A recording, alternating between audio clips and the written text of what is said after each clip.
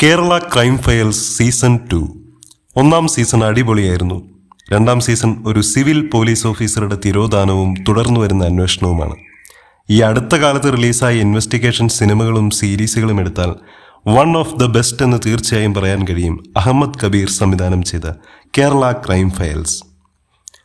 ആദ്യ സീസണിലെ താരങ്ങളോടൊപ്പം അർജുൻ രാധാകൃഷ്ണന്റെ SI നോബിൾ എന്ന കഥാപാത്രമാണ് ഇത്തവണ ലീഡ് റോളിൽ.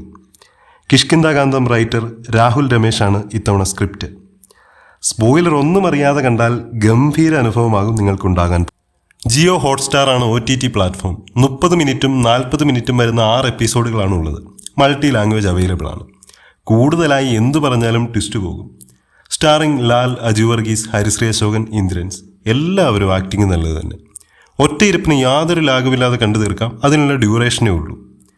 ഇത് 2 സീസണിൽ നിൽക്കില്ല. ഇനിയും വരാനുള്ള സർവ്വ സാധ്യതയും കാണുന്നുണ്ട്.